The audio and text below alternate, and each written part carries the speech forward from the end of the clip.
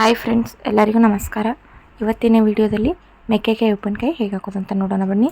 ಇಲ್ಲಿ ನಾನು ಕಾಯಿನ ಒಂದಿನ ನೀರಲ್ಲಿ ನೆನೆಕಿಟ್ಟಿದ್ದೆ. ನಿಮಗೆ ಟೈಮ್ ಸಿಕ್ಕರೆ ನೀರಲ್ಲಿ ನೀವು ಒಂದಿನ ಕಾಯಿನ ಅಷ್ಟೇ ನೆನೆಕಿಡ್ಬೋದು. ಇಲ್ಲಾಂದರೆ ಈ ರೀತಿ ಕಾಯಿನ ಒಂದು 4 ರಿಂದ 5 ತಾಸು ನೆನೆಲಿಕ್ಕೆ ಬಿಟ್ಟು ಆಮೇಲೆ ನೀವು ಈ ರೀತಿ ಸಣ್ಣದಾಗಿ ಉದ್ದುದ್ದಾಗಿ ಹೆಚ್ಚಿ ಹೋಳನ್ನ ನೀರಲ್ಲಿ 2 ಟೇಬಲ್ ಸ್ಪೂನ್ ಅಷ್ಟು ಉಪ್ಪು ಹಾಕಿ ಬಿಟ್ಟಿದ್ದೆ, ಕೈ ಅಂಶ ಹೋಗಲಿ ಅಂತ. ಒಂದಿನ ನೆನೆದ್ರೆ ಏನು ಅಡ್ಡಿ ಇಲ್ಲ, ಒಂದು ಅರ್ಧ ಗಂಟೆ ಮಾತ್ರ ಅಷ್ಟೇ ನೀವು ನೀರಲ್ಲಿ ಒಗೆದು ಈ ರೀತಿ ಒಂದು ಕಾಟನ್ ಬಟ್ಟೆಯಲ್ಲಿ ಒಣಗಾಕಬೇಕು. ಸ್ವಲ್ಪನೂ ನೀರಿನ ಅಂಶ ಇರಬಾರ್ದು. ಇದನ್ನು ಒಂದಿನ ಆರ್ಲಿಕ್ಕೆ ಬಿಡಬೇಕು. ನಿಮ್ಗೆ ಅಷ್ಟೊಂದು ಟೈಮ್ ಇಲ್ಲ ಅಂದರೆ ಒಂದು 5-6 ತಾಸಾದರೂ ಗಾಳಿಗೆ ಆರ್ಲಿಕ್ಕೆ ಬಿಡಬೇಕು. ಬಿಸಿಲಲ್ಲಿ ಒಣಗಿಸಬಾರ್ದು, ಬರೀ ಪ್ಯಾನಿನ ಗಾಳಿಗೆ ಅದು ಈ ಥರ ನೀವು ಒಣಗಿಸ್ಬೋದು. ನಾನಿಲ್ಲಿ ಪ್ಯಾನ್ಗೆ ಒಣಗಿಸ್ಲಿಕ್ಕೆ ಇಟ್ಟಿದ್ದೆ. ನೋಡ್ಬೋದು ನೀವು, ಸ್ವಲ್ಪ ನೀರಿನ ಅಂಶ ಇಲ್ಲ, ಚೆನ್ನಾಗಿ ಒಣಗಿದೆ. ಇಷ್ಟು ಒಣಗಿದ್ರೆ ಸಾಕು. ನಾನು ಬೆಳಿಗ್ಗೆ ಒಣಗಿಸ್ಲಿಕ್ಕೆ ಇಟ್ಟಿದ್ದೆ, ಸಾಯಂಕಾಲ ಅಷ್ಟರಲ್ಲಿ ಒಣಗೋಗ್ಬಿಟ್ಟಿದೆ. ಉಪ್ಪಿನಕಾಯಿ ಹಾಕಲಿಕ್ಕೆ ಏನೇನು ಬೇಕಂತ ನೋಡೋಣ ಬನ್ನಿ. ಬೆಲ್ಲ, ರುಚಿಗೆ ತಕ್ಕಷ್ಟು ಉಪ್ಪು ಮತ್ತು ಪುಡಿ ಖಾರ, ಹಾಗೆ ಎಣ್ಣೆ. ಈಗ ಸ್ಟವ್ ಆನ್ ಮಾಡಿ ನಾನು ಒಂದು ಪಾತ್ರೆ ಇಟ್ಟಿದ್ದೀನಿ. ಆ ಪಾತ್ರೆಗೆ ನಾನು ಒಂದು 3 ಟೇಬಲ್ ಸ್ಪೂನಷ್ಟು ಎಣ್ಣೆ ಹಾಕ್ತಾಯಿದ್ದೀನಿ. ಎಣ್ಣೆ ಕಾದ ನಂತರ 1 ಟೀ ಸ್ಪೂನಷ್ಟು ಸಾಸಿವೆ ಹಾಕಿ, ಸಾಸಿವೆ ಚಿಟಪಟ ಆದಮೇಲೆ ಬೆಲ್ಲ ತೊಗೊಳ್ಳಿ. 1 ಕಪ್ಪಷ್ಟು ಬೆಲ್ಲ ಹಾಕಿದ್ದೀನಿ.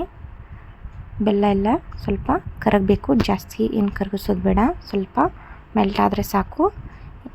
ಇವಾಗ ಸ್ವಲ್ಪ ಗಂಟಿದೆಯಲ್ಲ, ಅದು ಸ್ವಲ್ಪ ಕರಗಲಿ. ಅಷ್ಟು ಕರಗಿ ಆದಮೇಲೆ ನೀವು ಬೇಗನೆ ಗ್ಯಾಸ್ ಆಫ್ ಮಾಡಿಬಿಡಬೇಕು.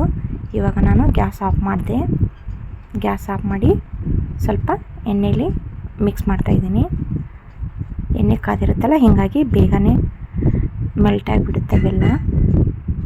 ಇಷ್ಟಾದರೆ ಸಾಕು. ಇವಾಗ ನಾನು ಇದಕ್ಕೇನೆ ಈ ಉಪ್ಪಿನಕಾಯಿ ಅಂತ ತುಂಬಾ ಚೆನ್ನಾಗಿರುತ್ತೆ ಫ್ರೆಂಡ್ಸ್.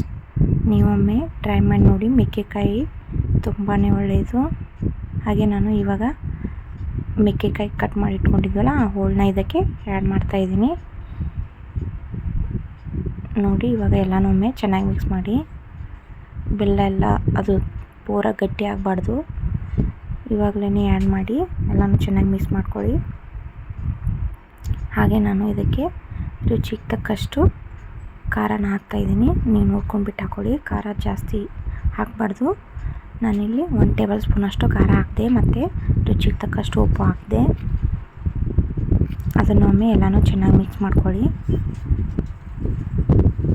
ಇದು ತುಂಬಾ ಚೆನ್ನಾಗಿರುತ್ತೆ ಫ್ರೆಂಡ್ಸ್. ಖಾರ ಕಮ್ಮಿ ಆಯಿತು ಅಂತ ನಾನು ಇನ್ನೊಂದು ಸ್ವಲ್ಪ ಹಾಕಿದೆ.